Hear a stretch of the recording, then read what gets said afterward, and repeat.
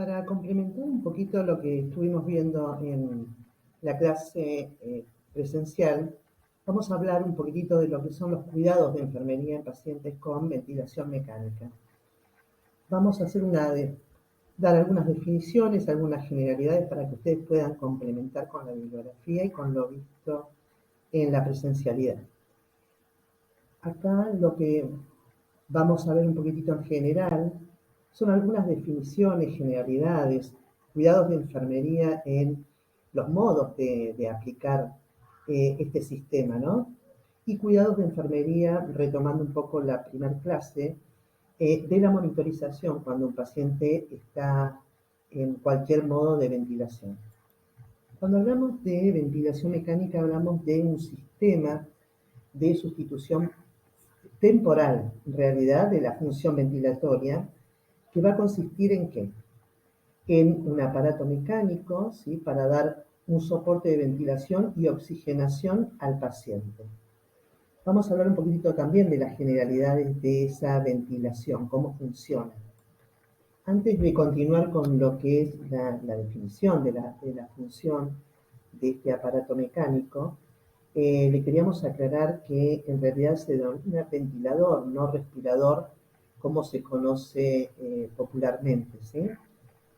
Dado que nosotros cuando estudiamos sabemos que la respiración, que es ese intercambio de gases a nivel que alvéolo capilar, ¿sí? Este es inherente al aparato respiratorio. Entonces, este aparato ventila por el enfermo, no respira por el enfermo, por eso le queríamos hacer esta aclaración. Y también el modo de aplicación. Se puede aplicar en forma no invasiva o invasiva. Y ahora vamos a ver un poquitito de qué se trata cada una de ellas, en general porque el tema es muy amplio. Da para hacer un curso, digamos, el que está interesado en lo que es ventilación. Nosotros vamos a proporcionar lo básico que deberían tener ustedes y abocarnos un poquitito más a lo que son los cuidados enfermeros. ¿Y cuál sería esa función de la ventilación mecánica? ¿Sí? Lo que se intenta es enviar, ¿no? Un volumen de aire, o sea, ventilar con una concentración determinada de oxígeno, o sea, de una FiO2, por unidad de tiempo, o sea, por minuto. Y hay varios objetivos en la ventilación mecánica. Una de ellas es proveer, como habíamos hablado en la clase, de esa mezcla de gases frescos, ¿sí? Al alveolo. Y después, ustedes como pueden ver acá en la pantalla, hay otro tipo de objetivos también que se intenta a través de esta sustitución, ¿no? A través del aparato, este aparato mecánico, ¿no?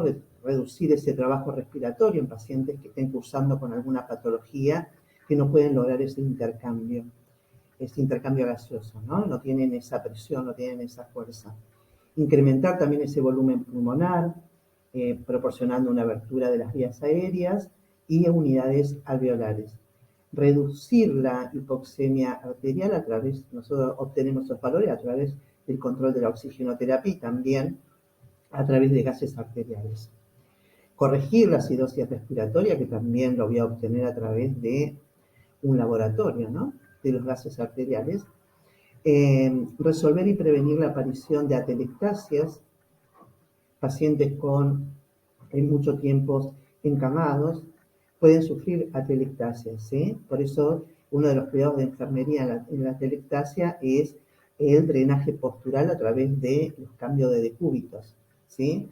Permitir también el descanso de esos músculos respiratorios que están agotados por alguna situación patológica o no en este momento.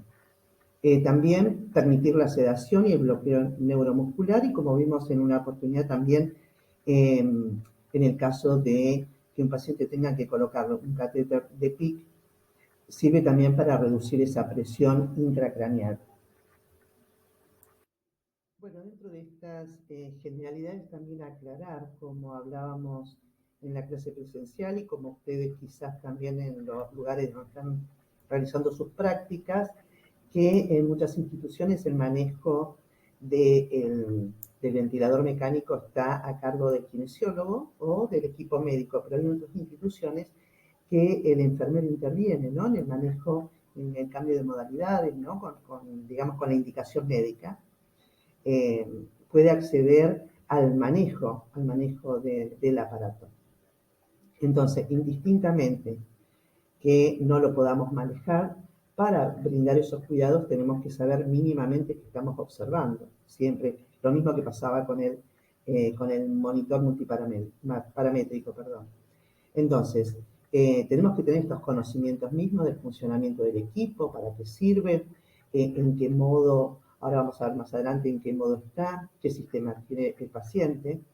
Entonces, para brindar esos cuidados, tenemos que tener un conocimiento general. Vamos a pasar ahora a ver la monitorización o el modo de aplicación no invasivo. Bueno, como dijimos anteriormente, la ventilación mecánica se puede realizar de manera no invasiva o invasiva. En este espacio lo que vamos a ver es la no invasiva, ¿sí? Ese soporte, esa técnica de soporte ventilatorio que va a permitir aumentar, ¿sí? La ventilación alveolar, acoplando al paciente a un dispositivo, como estamos viendo acá en la imagen, a través de interfaces. ¿Sí? Lo que va a hacer es aplicar una presión positiva en la vía aérea del paciente. Hay distintos tipos de tamaños y materiales que se utilizan, como máscaras nasales, oronasales, faciales totales, ¿sí?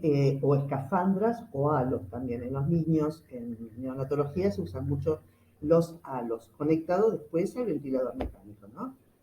El tamaño se va a elegir según la fisionomía del paciente.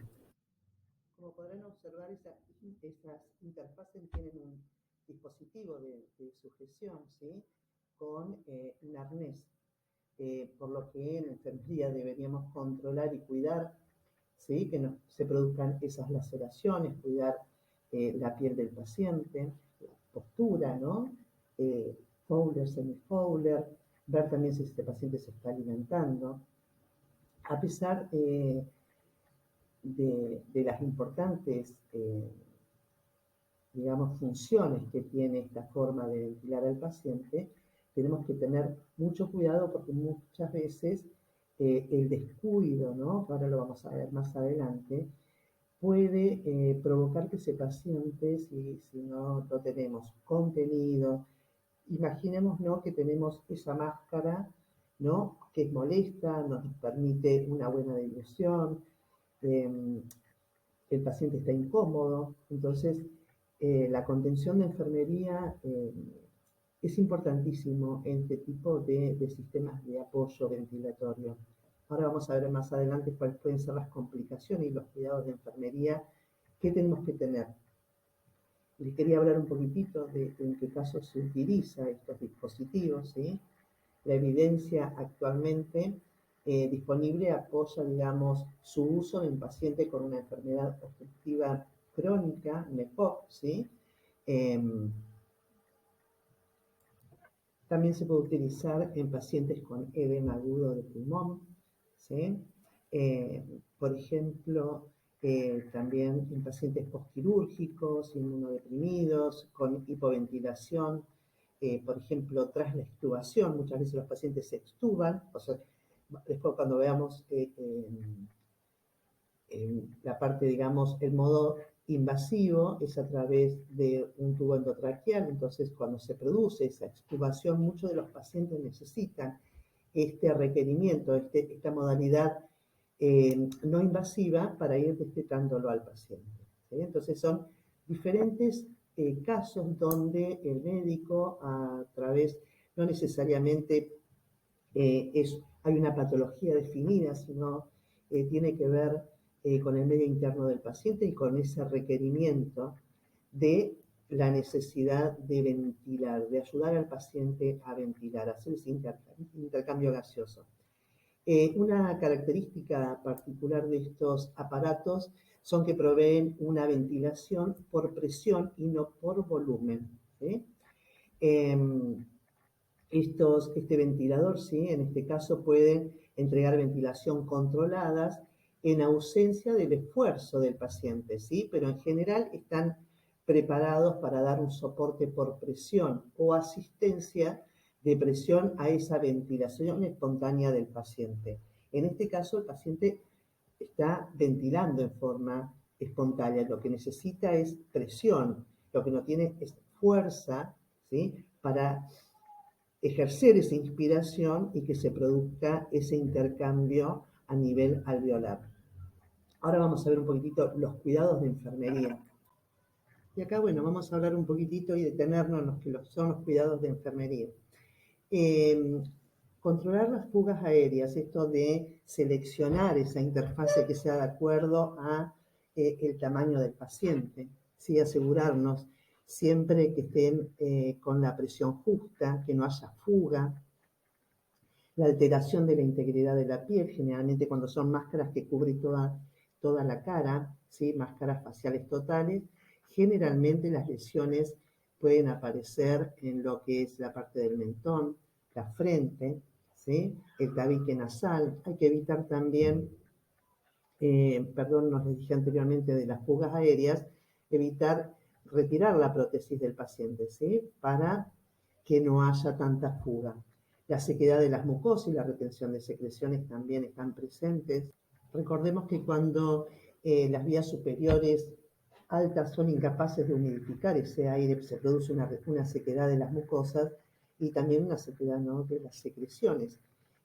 Todo esto va a ir produciendo una intolerancia a este tipo de técnica y puede llegar a ser un fracaso, digamos, de este tipo de ventilación. La distensión gástrica también y el riesgo de broncoaspiración. Esa distensión gástrica lo que va a favorecer que es esa distensión va a facilitar el reflujo, ¿sí? Gasoesofágico, por consiguiente, una broncoaspiración o con riesgo de neumonía. La irritación ocular, ¿qué pasa?